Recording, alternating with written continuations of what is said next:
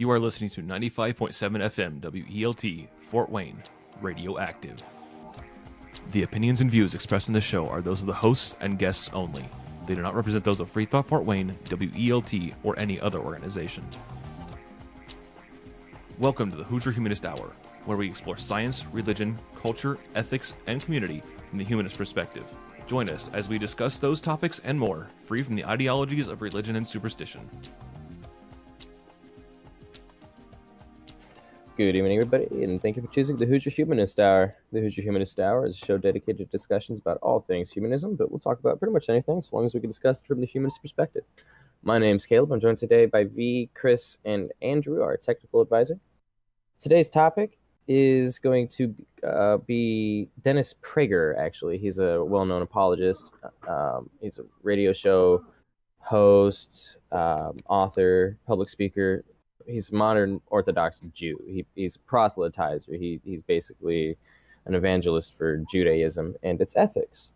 He's pretty good at it. He's pretty famous. He's got quite the following. To give him his credit, he is a rather intelligent guy. Anyway, well, that aside, the reason why I wanted to talk about Prager is because he put out a video on YouTube a couple years back that blew up. It became viral. It really sparked something. He put together a video discussing his views on morality for what he was calling Prager University, which is essentially just his YouTube channel. And in fact, actually, if you go to his website, where is it here? If you go to his website, this whole thing praises him.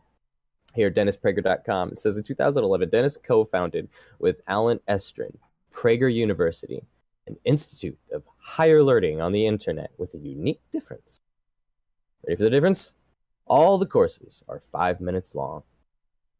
There you go. So get out of here. I wish I went to that kind of university, 5 minutes long, done. Here's a degree for you. Well, apparently, one thing that's kind of funny about this is if you look up Prager University on Wikipedia, they warn you not to confuse it with Prague University, which Prague is the Czech capital. So, don't confuse it with the Czech capital state university kind of thing. It's Prager.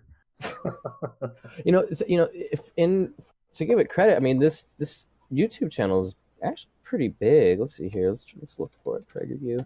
Last I checked, they had something like over 300 and some odd. 339 videos. They have 1.2 million followers, and he does cover a large variety of topics. I mean, he covers everything from where does the federal government get all that money to, should everyone stand for the national anthem? There's all kinds of stuff on here. It is worth looking at. It's interesting stuff.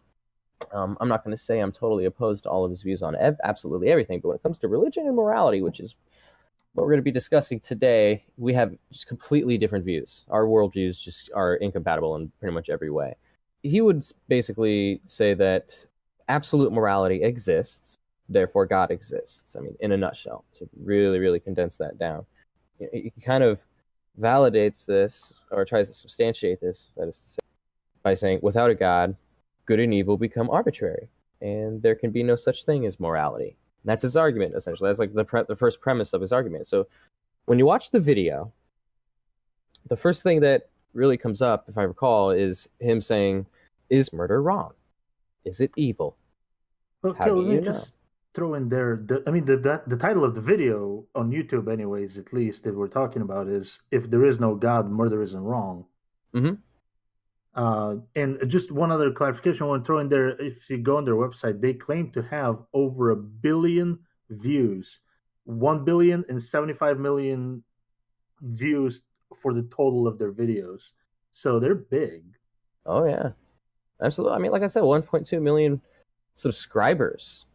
That's just significant. That's just on YouTube. I mean, on their videos plate, let's just go here. Like in their recent videos, okay. 3 days ago, it was their latest video. It has 1.1 million views. They have a lot.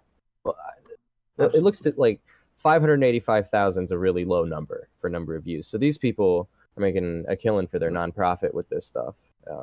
I'm guessing. I don't know. Maybe no. I don't know. They're somewhat obsessed with the number of views that they have for whatever reason. Because if you open up their webpage, PragerU.com, I mean, top dead center with giant numbers is the number of views of their videos. I mean, that's like, I don't know. Normally, you put the most important thing about your organization at the top with big bold letters. Well, on their front page, they have the number of views, which I find kind of insane, and I don't know. Well, that's Makes you think what sort of organization they are. well. I mean, to be fair, I mean that's what YouTube's all about, man. You really got to But this isn't YouTube. really This put is that their out there. website. I mean, this is their website. Like if you go on PragerU.com, the first thing you see, and it's a counter. It's like a live update counter of the number of views that they have. I mean, I don't know what the source of it is, if it's a fake Oh counter, wow. if it's a real counter, if what exactly, how exactly they qualified all, did they count all platforms, whatever. But I mean, right smack there in the middle of the screen, very top, big letters or numbers. It just seems really redundant to have this website. I never bothered going to their actual website because their website is basic. It is their YouTube page. Yeah. That's it. That's Yeah. And their website is, join us, donate to us, that kind of thing for the most part. And everything that's on there. Well, is actually, I mean, I on wonder YouTube. though. I mean, it might be that there's some videos on here that aren't on YouTube. I take that back. I haven't actually looked at these because I'm looking at one right here, The Inconvenient Truth About the Democratic Party, for example. I've never heard of this video, and I'm kind of I wish if I'd heard of that, I'd have probably seen it. I like looking at that sort of thing. I want to know what the other side thinks. Not that I'm a Democrat, but I definitely relate better with Democrats than Republicans. But anyway, that aside, let's keep it on track with morality here. That's really what I want to focus on tonight, if we can. Yeah. So again, the name of this video, like you had mentioned, is If There Is No God, Murder Isn't Wrong. And that statement is just ridiculous because it's basically a complaint, and he rationalizes it and presents it as though his complaint about means that nothing is right or wrong, that there can be no system where we can determine such things. And if there is no God, you mean? Yeah, if there is no God, that we couldn't rationalize ourselves what we probably should or shouldn't be doing to each other. And, I mean, it's just kind of absurd to me. It's basically he's saying if there is no, it boils down to this nihilistic notion that it's all for nothing and it's every man for himself and we all ought to live these hedonistic lifestyles because why not? You only get to live once. You might as well put the pedal to the metal and go out swinging. Who knows? But this is sort of the impression that I get when people present their arguments using this sort of moral paradigm. Right, and as usual, in these kind of videos, they have to. There's no way that apologists wouldn't take the opportunity to go straight into, if there's no God, we're gonna have Nazism and communism. Like they go straight for that, and he's no different. He brings it up. Well, he goes a step further on to here's the thing. He actually claims that there really can't even be a valid secular source for morality. He claims that without a God, you cannot have a valid secular source of morality. He's not just saying that this is his presupposition. He's saying that you can't even suggest that there's a valid secular source for morality, and I think that's ridiculous. Here's the thing. We can.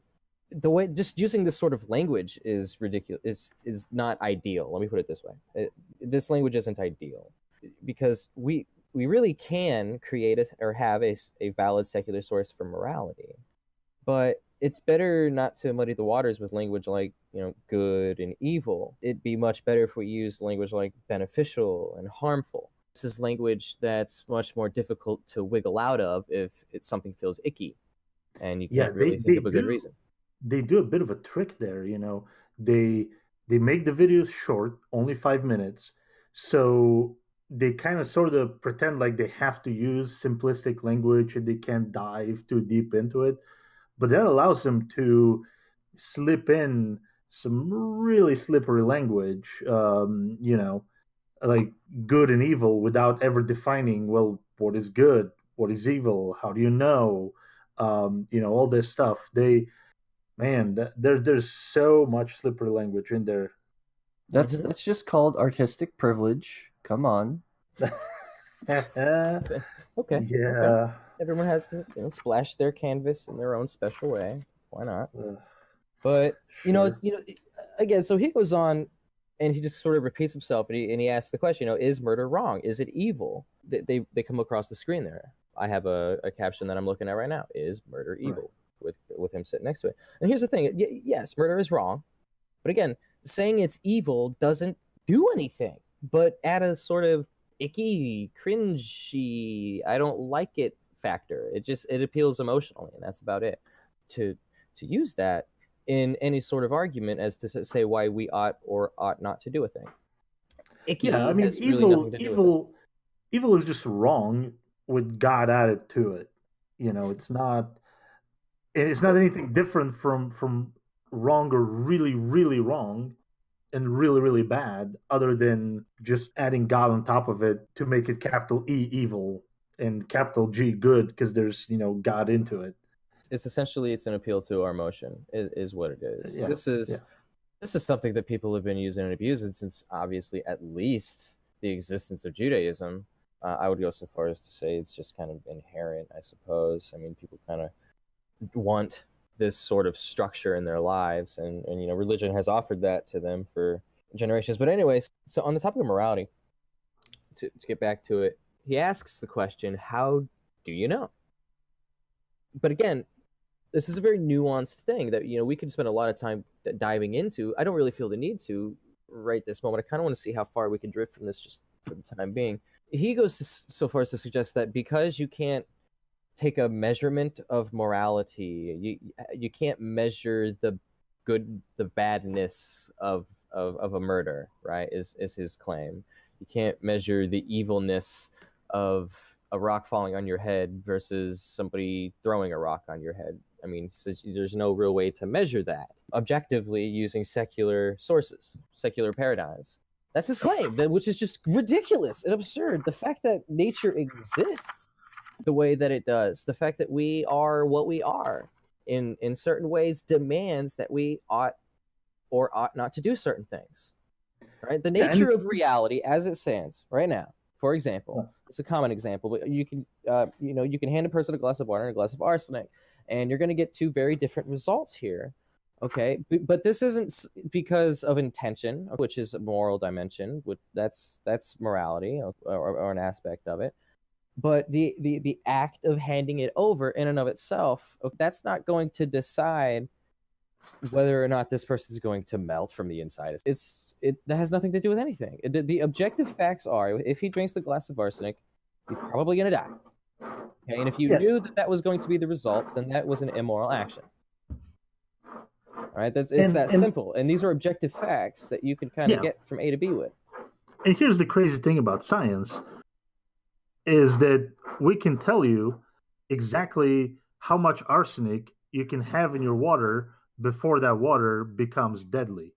We can tell you the exact concentration and how much water you can drink and all that. To some quite good accuracy. Yeah. Which is exactly the opposite of what he's claiming. And we can make that measurement for any other action. We can evaluate through observation the consequences of certain action and determine if it's good, bad, right, wrong, good, evil. But here's where Prager's going to leap in and say, aha, but in a secular world, society's morality becomes nothing more than opinion. And opinion is not absolute. To which I say, too bad. That's just not the world we live in. I'm sorry. You have the burden of proof here to suggest that there is some actual objective absolute dimension called morality out there somewhere. You go for it. You prove that. I'm sorry. Yeah, kind of go on a rant there. No, let's clarify something real quick, because you brought up the word absolute and objective, and I think it's we should clarify that Prager uses those interchangeably. If the morality is objective, then it's absolute because it's independent of the subject that it applies to. so it must be sourced from a god, and the morality from God is absolute, and therefore it is objective. It's kind of so all these things are equivalent. We may throw these words around in the same way because he's using them that way. That's a good Because that's point. not immediately clear. Again, it's part of that whole slippery language. They enter in there. They start with objective, then they move to absolute, and then ta-da, it's from God. Yeah. And there's no other way around it. That's a good point too. I love that you brought that up. That's really interesting. But you're right. There is a big difference here in conversationally, philosophically, period, between whether or not we're talking about objective and absolute morality. I honestly think that this guy tends to conflate the two. I think that's part of the problem. And not only that, but it is from the Christian God. It's not from any other God. And he kind of only briefly touches upon that, but like he just couldn't resist almost not doing it, by bringing in the Western world and how the Western world is based on this kind of objective absolute morality from the Christian God, completely ignoring the other part of the world. But different gods and their moral standards and all this other stuff.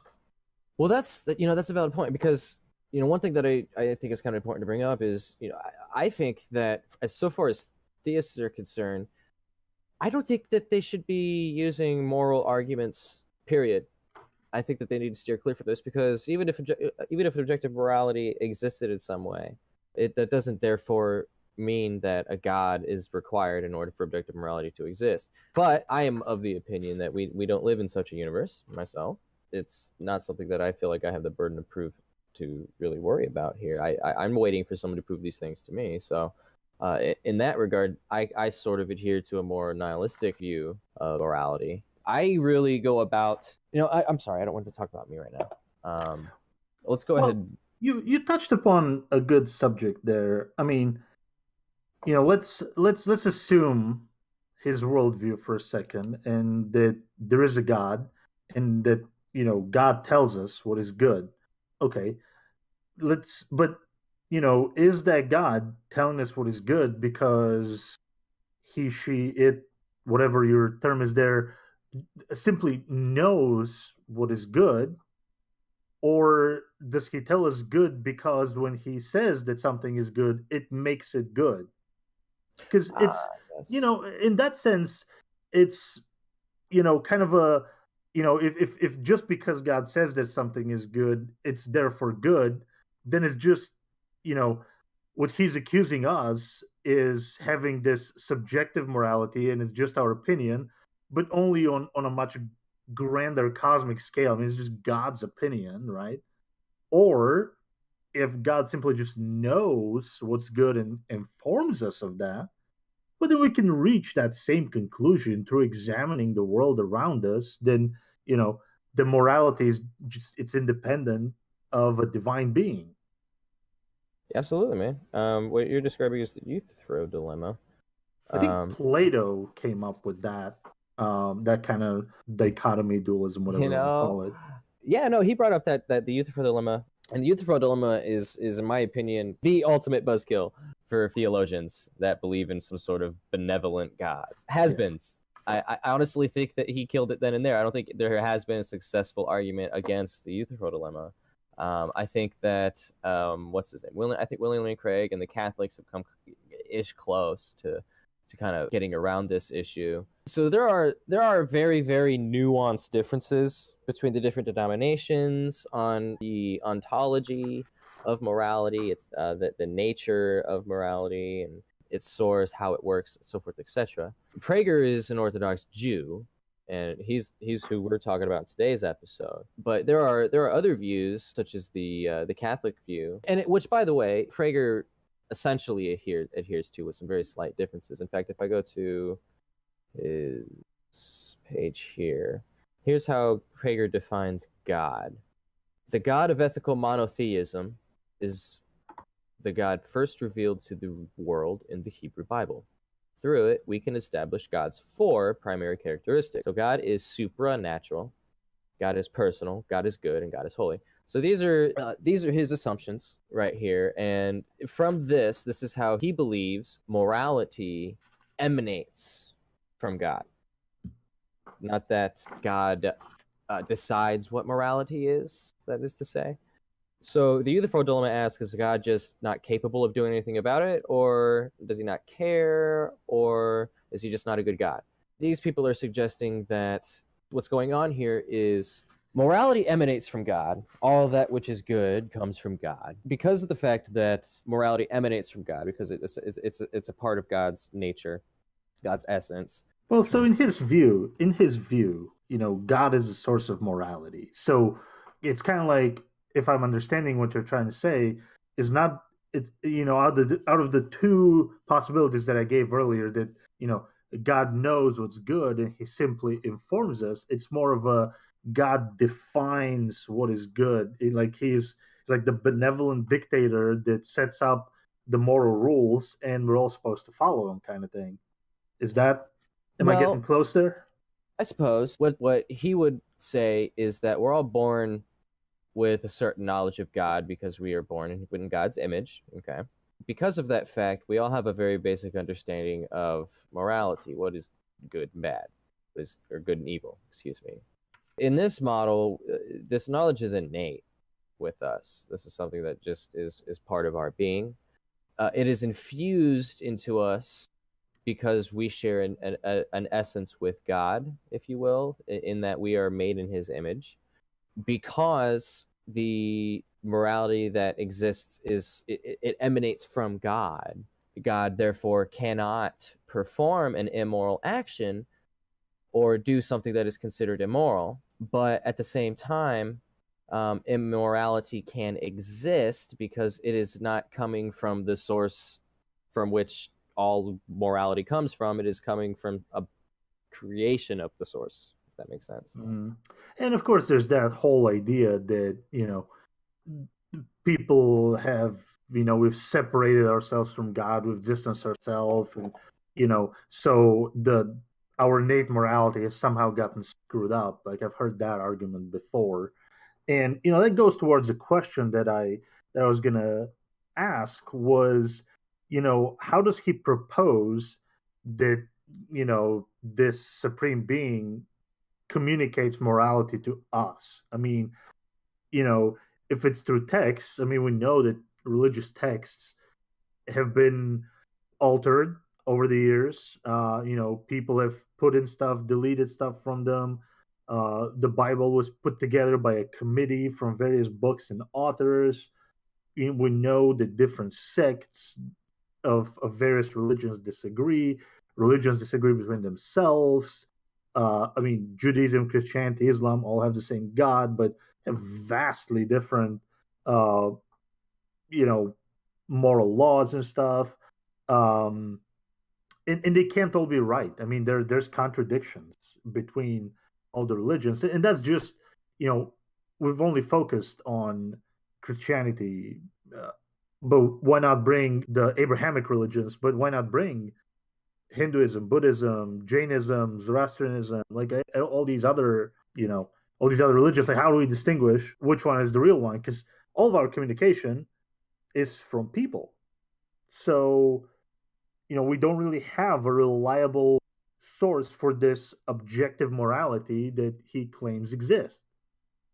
And especially when you consider the fact that, let's assume that the objective morality exists. I mean, and Prager acknowledges it in his video that atheists, humanists, whatever, can be good people. They can be moral people without the need for God.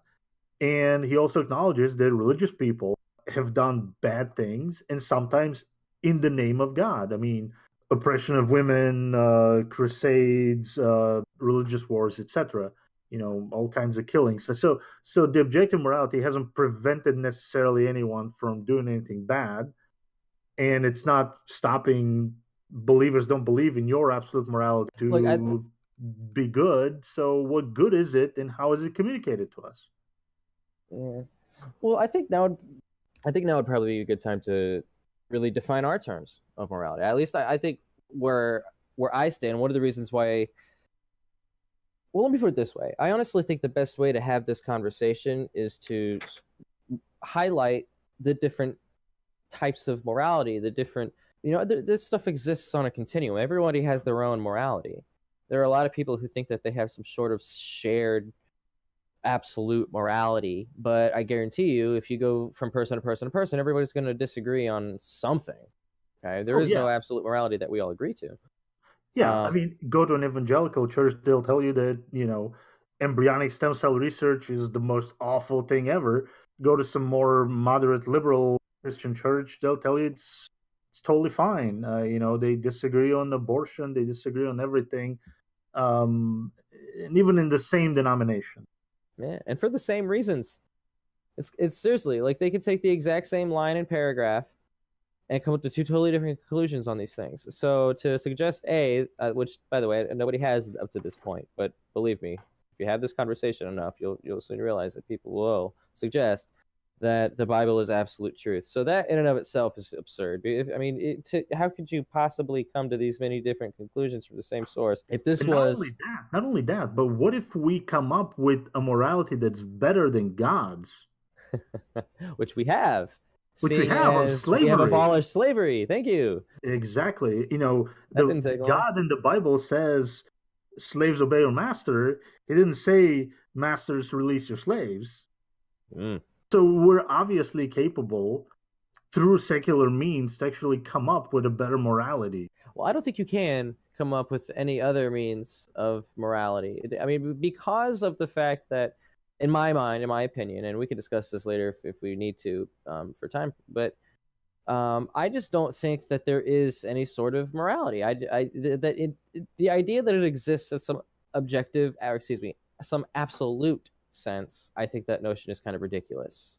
Because here's the thing: even if morality exists in an absolute sense, it changes nothing.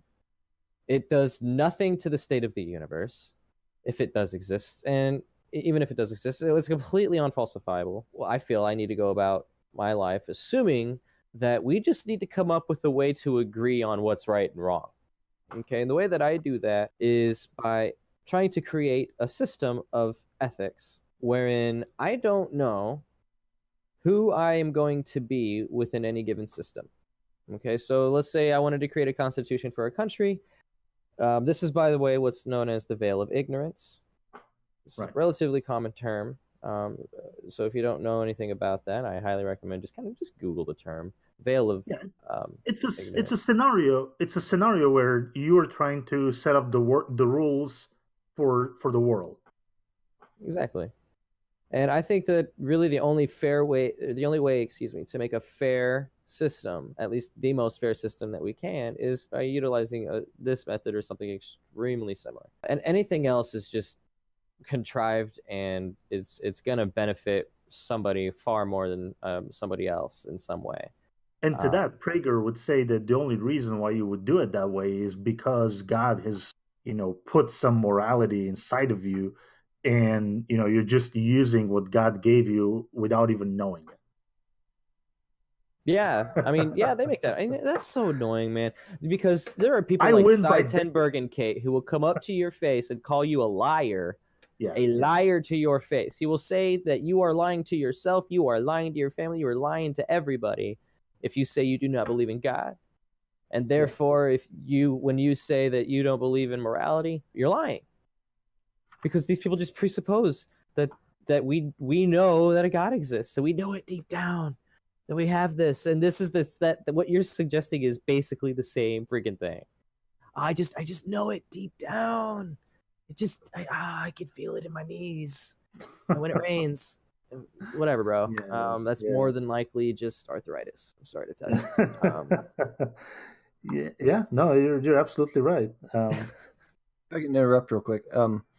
One of the things that I always end up asking when I encounter these types of discussions is, do you think any animals have a sense of right and wrong? Oh, yeah. I don't know. I don't honestly know much about this, but I have this has come up periodically in my life, this question. I would honestly think that they do. I honestly think that other species, especially of mammals, do experience emotion. I think that they can experience empathy. I think that they can truly be altruistic in certain situations. Yeah, I think so. I mean, that's been observed in the animal kingdom, as far as I'm aware of, like acts that we would identify as moral actions. Wouldn't you say that, Chris? Yeah. That was my point. So that's one of the things I always bring up because it's strange because these conversations always end up centering around humans because humans are so special and so smart and la la la la la la la. Well, guess what? We're not. We have the Yeah. same exact mechanisms that every other animal has. And it's funny because even if you consider things like primate troops, like wolf packs, like lion prides, they have a sense of right and wrong. Because if something wrong happens, you either get killed or ostracized from the group. It's pretty straightforward. Yeah, no, definitely. And I would use that data to argue that this is essentially an evolutionary adaptation to help us better survive and thrive as a Oh, species. absolutely. I mean, And thus it as a does species, have. I'm sorry, go ahead. I was just gonna say, as a species, we're inferior in some way, shape, or form to most other animals. I mean, we can be outrun by pretty much anything out there. We're weaker in terms of strength Yes, to but so many we other are animals. outrun by basically everything, but we can outchase damn near anything. Well, we have stamina in that sense that, we can, as a bipedal organism, we're a little more efficient as far as I'm aware of. So we can probably last a little bit longer, and we have no natural predators, and those kind of things have allowed us to um, survive. But it's also the fact that we have created societies based on these moral rules, based on sharing, cooperation, empathy, all that, so that when one hunter kills something, he shares with everybody else in the village, or all that kind of stuff. um Pooling of resources, all this has been at the base of the success of humanity.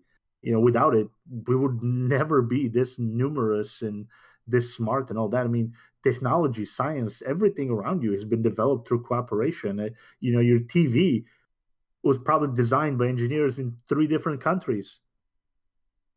Yeah, Uh, well, think about it. I mean, your emotions are basically fed in and by your you know what? I had that backwards. I'm sorry. So I'm just let me put it this way. I'm sorry. I keep losing my train of thought for some reason. The God damn it. I just go. I'm sorry. All right. Continue. I didn't. So the other thing that I wanted to mention, not only animals have these types of things, but if you really think and sit down and think about the fundamental thing that makes up life, we tend to think of that as being the cell. If you think about multicellular organisms, even at the cellular level, cells have a sense of right and wrong. For example, if you even think about something like cancer, how does cancer happen? Something bad happens. Something very bad happens that normally isn't allowed to happen. And so your cells tend to have a sense of right and wrong because if damage to your DNA occurs, it has a mechanism to kill the cell. Because that is the right thing to do. If you think about your skin cells, well, they don't grow on top of each other. They grow single file, lined up next to each other, and they cooperate. That's what's right and wrong to them. That's why when cancer happens, they start stacking on top of each other. They start not only going outside the skin, but into the skin, and they recognize that that's wrong behavior. And so your body will respond and bring in some immune cells and such to try to attack that virus or that cancer. And so even at the cellular level, your body knows what's right and wrong. right. And so it's hard to sit here and say that it's only something that happens in humans at the organism level, when fundamentally at the cellular level, that happens in a lot of organisms. Yeah, it's at the very foundation of life, almost. Yes, I would go so far as to make that argument, mostly because if life doesn't exist, then in my opinion, there is not even subjective morality. Morality no longer in any way, shape, or form exists in a universe without something that morality can apply to. And I don't think a morality can apply to If you anything don't that's have not alive, at the very if you least. don't have an entity that can feel pain or care about its destruction, and morality is a very abstract at Well, best that's kind of something that I'd concept. like to ask Prager. I'm curious to know. I honestly don't know how he would answer this, but I'm curious to know: can morality exist, or does morality exist in a universe with no people in it? Like, I really want to ask him that question. I don't know where he would stand on that. Well, he would probably, I would imagine he would agree because, and they assumed that in the beginning there was God, so and God was moral, so there must have been morality even then. Like I would venture that guess. Well, Oh, I wonder if a tree falls in a forest and nobody is around, does it still make a sound? Good one, good one. I like that. One of the things that bothers me about this video throughout the entire thing is really, this very false dichotomy that he's presenting. He's not stating it directly, which makes it somewhat hard to identify. Um, but basically, he presents us with two options.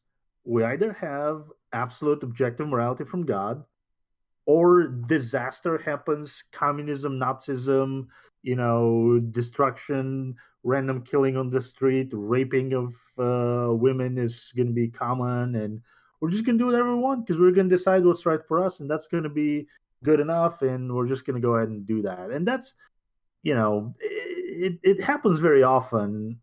It's not very easy to identify because it's kind of cloaked in all these little things. well, this is a Um, relatively common apologist tactic to paint yeah.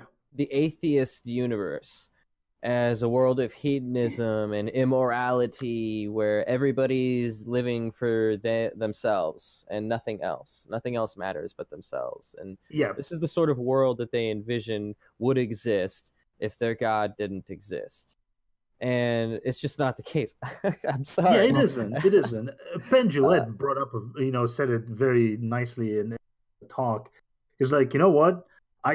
Every single day. I kill and rape every single person that I've ever wanted to rape, and so far that yes. number has always been zero. Yes. And you know what? I can honestly say the same damn thing. Yeah, It's, no, it's hey, basically true for everybody. So I think one of the powers, and yet ironically also one of the biggest weaknesses, is this fact. The fact that they introduce this false duality right. in every situation in order to turn everything into black and white when commonly it's shades of gray. And Oh so yeah, by doing that, it makes it easier for them to convince others, but it also makes it easier for us to poke holes in their argument because it's complete nonsense. yeah. The Yeah. other thing that they're avoiding in addressing in a lot of these arguments is if you're just following the rules that you've been provided, God provides you these 10 commandments, for example, or whatever. There's a lot more than that in the Bible, and you're just following them. Are you really a moral agent?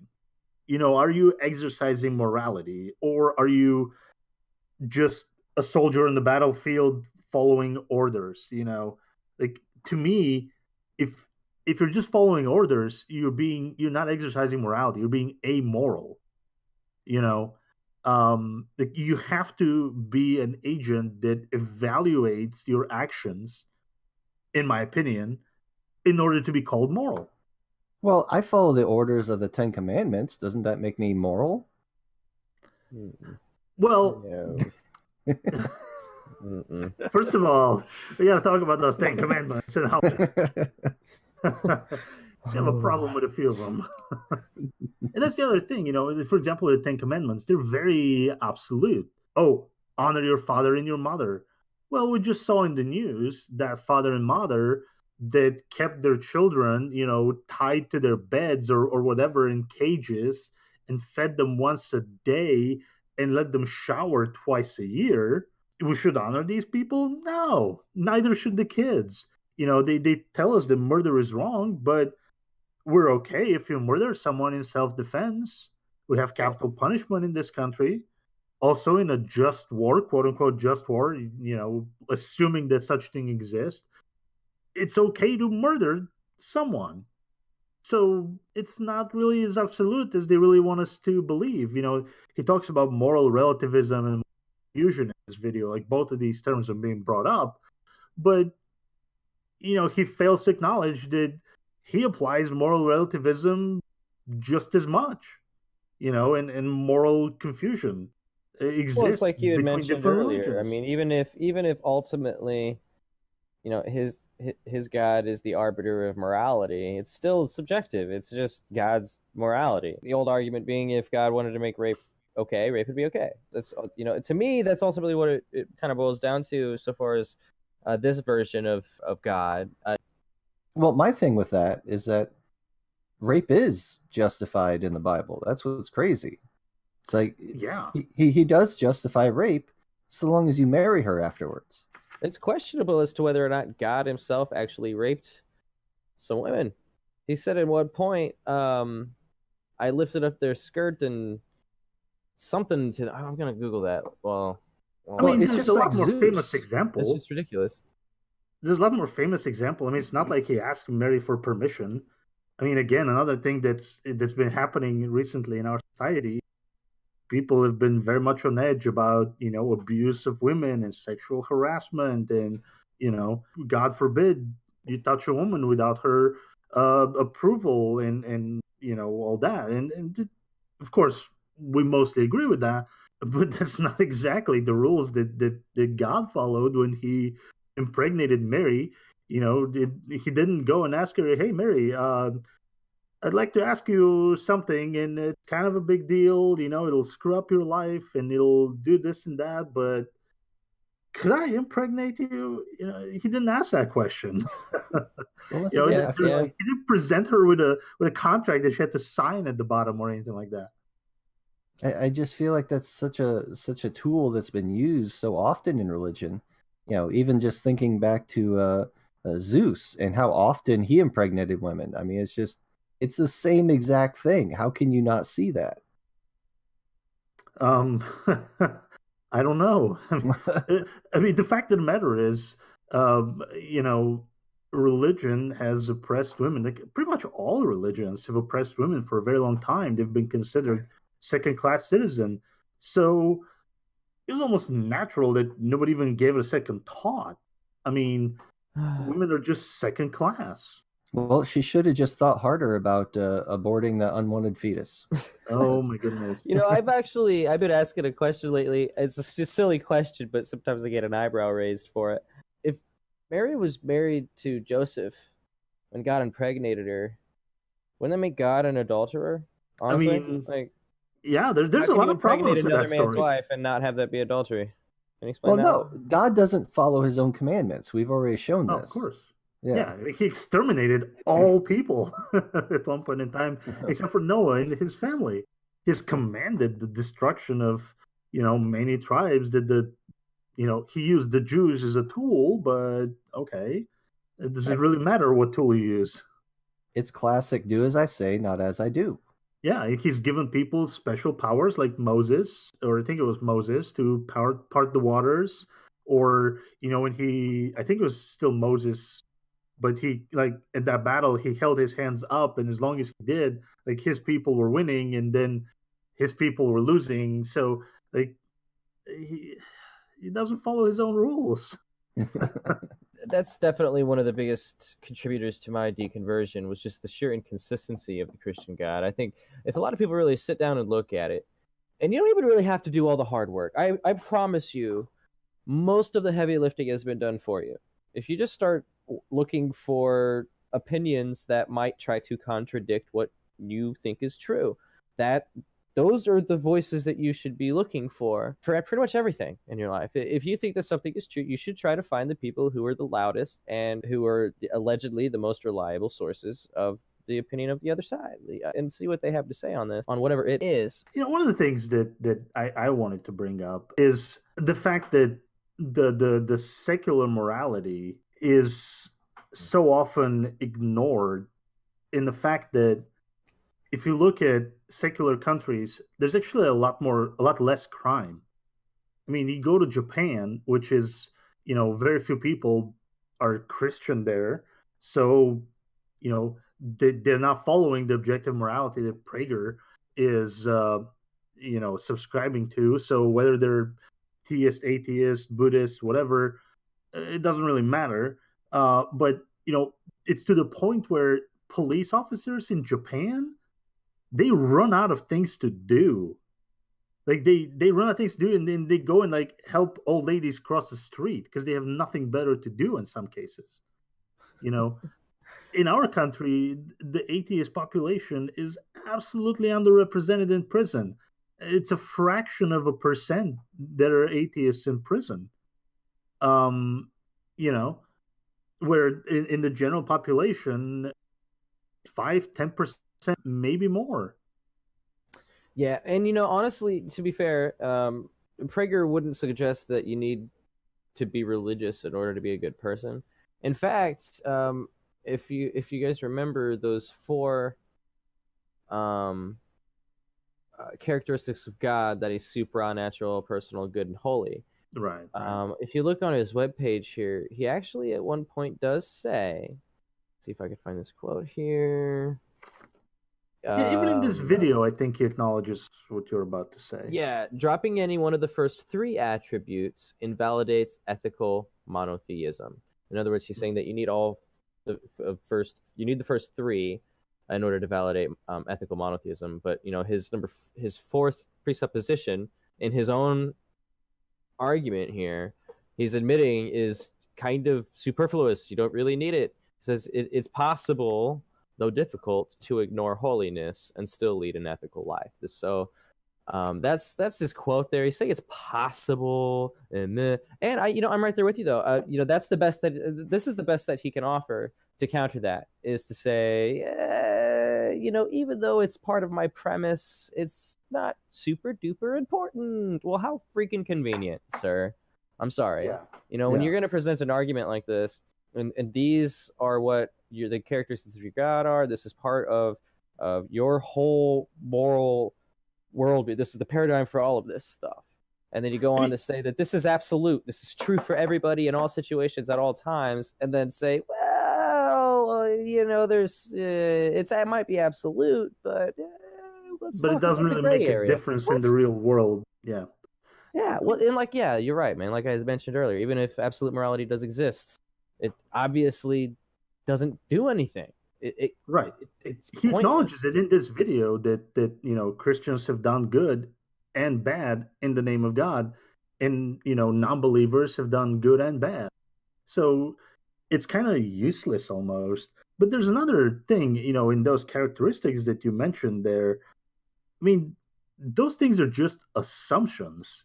Like there's no way, and he's never been able to prove, at least from any video that I've watched of his or any other apologist, that God is in fact good.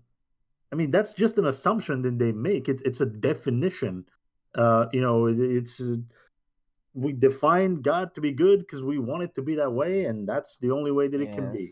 And you know what? The easiest comeback for that is simply to introduce the problem of evil, because this is basically it's the Euthyphro dilemma in my mind. I mean, honestly, but the problem of evil is the most difficult problem for theists to overcome it. Well, at the very least, excuse me, I need to restructure that. That is to say, for Christians who believe in a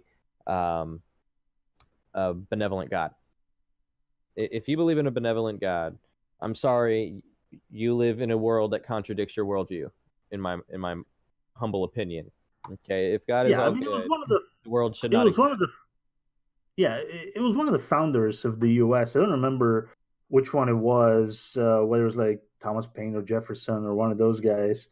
But he said something to the extent of, I'm worried that we live in a just world, meaning that like if this world is just, and if this justness comes from God, like what does that say about God? I think that's kind of the spirit in which he meant that. Because this is obviously, not the best world that we can imagine with simple minds. Well, let me And put it this way. I mean, one way that I think, okay, I think I can highlight this point by putting together a thought experiment. I mean, if we were to live in a world that was a universe, that is to say, that is governed by an evil God, a pure evil God that allows good to exist for reasons we may or may not be able to understand. How is that any different from living in a world that's governed, or how, excuse me, not how is that any different? How can we distinguish between that world, the world governed by an evil God that allows some good to exist, versus a God that is all good but allows some evil to exist for reasons we may or may not understand? And when you apply that question to the world we live in today, how could you know whether or not, assuming there even is a God, whether we're governed by a good God that allows evil or an evil God that allows good for reasons we may or may not be understand? You can't definitively make a decision here.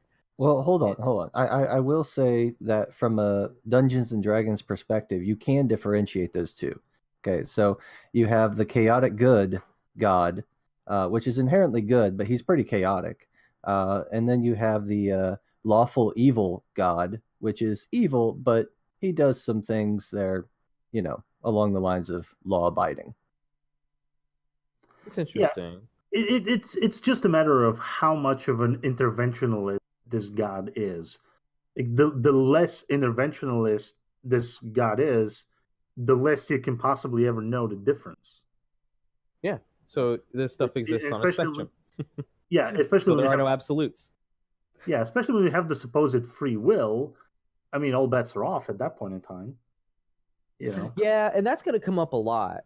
Whenever you have this discussion with somebody who, at the very least, thinks that they've thought this through, you're going to end up running into a free will conversation at some point or another. I mean, I'm kind of shocked that we haven't really touched on free will during this episode because Prager doesn't bring it up in the video discussing, so because that's I think, in fact, I think you did mention it earlier, because as Catholics in particular, they think that evil exists because of free will. Like the fact that free will exists means that there is going to be evil because human beings are not perfect. So that's where they think evil comes from. I've also heard the argument of, well, if there was no evil, how would you know what's good? That's kind of a very almost perverse kind of argument. It's like, what do you mean? Well, that's to say that you can't know a thing without knowing the opposite of the thing. Yeah, I have to suffer to know what not suffering? No, I mean, I'd rather not know what suffering is. Eternal bliss. Well, that sounds good to me. Well, so one of the things I'd like to touch on is just how I love sci-fi, because sci-fi does a nice job of going into some of these different scenarios. And you see in some cases where they have suppressed these desires and rebellious kinds of moods in a populace just to make them very quiet, very complacent, and very calm. And you see that, yes, they get along well. The society itself works pretty well, but it stagnates. There's no progress. Yeah, sci-fi explores so many scenarios of morality and society and all that in a very sneaky way. They make it happen in another world, another planet, in another universe, whatever, and so it doesn't raise the concerns of Christians. One of the things that I think is most interesting is when people sit here and try to make the argument, well, with all the chemicals that the government is putting in the water, they're trying to make us complacent. I'm like, oh, lovely. What? Like fluoride, for instance. Yeah, that's just ridiculous. Like, how can you even see that? Like, I've never seen data that has represented a correlation between fluoridation of water and anything but the level of dental cavities and problems that people have in the area. Yeah, but it's man-made, therefore it must be bad. Yeah, it's just it blows my mind. But that's the thing, is that without the sense of failure, you can never have a sense of winning or progressing to anything. And I think that's one of the biggest points in some of these sci-fi things, because of the fact that they're just happy being the way that they are. It's almost like thinking about the Amish. They're happy Yeah. living that kind of lifestyle. I think it's next week actually. We'll be having an episode about the impact of social media. And one of the things that I had learned while doing a little bit of research into that topic was that I am now of the opinion that we in the Western world have a serious problem wherein we have issues, and a lot of these issues that we have in life, stress issues, so forth, they stem from the fact that we've basically forgotten how to just be, just to just be, to be doing nothing, to just be. We're so caught up in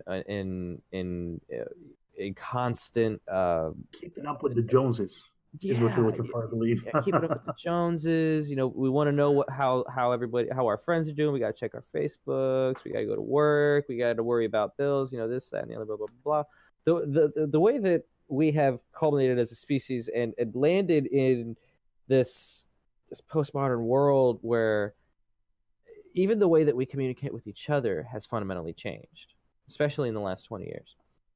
And yeah. it's creating a sociological impact that's, in my opinion, negative. We'll talk more on this next week, but I don't know, for some reason, what you were talking about earlier just kind of reminded me of this. And I think we're going to have an interesting discussion because I have a different view just said. I'm sorry? I have a different viewpoint on what you just said, so it'll be an interesting discussion. Well, I hope I didn't give you the impression that I think that that I'm like a technophobe or something. Oh, no. I think we're kind of running low on time, though. Yeah, we're running low on time. For future reference, guys, for our apologetics series, I think the experiment has run through, and from now on we'll just kind of stick to particular subject matters, and we'll try to ignore people if we can. I was really hoping to just sort of introduce characters as we went along, and we'll probably still name drop a couple people here and there, but I don't think that the continuity of the conversation flows well, and I have a hard time kind of trying to transition back to the topic, which is a person and a subject matter, and I keep losing my train of thought. So I'm sorry for that. I just wanted to throw that out there. I've been fumbling around a lot. I'm also trying something new here with the computer, so we'll see how this works as I get used to it. But I do want to thank everybody for hanging in there with us today. I do think that this was at least a relatively fruitful conversation, and I appreciate you guys having it with me. Thank you guys for your input. I want to thank everybody for listening, and we'll see you next time. Thank you for listening. Goodbye, everyone. That is all the time we have for you this week. This has been the Hoosier Humanist Hour. Be sure to check out FreeThought Fort Wayne on Facebook and on Meetup.com. Thank you for listening, and we hope your days are filled with logic, reasoning, and the eternal quest for knowledge.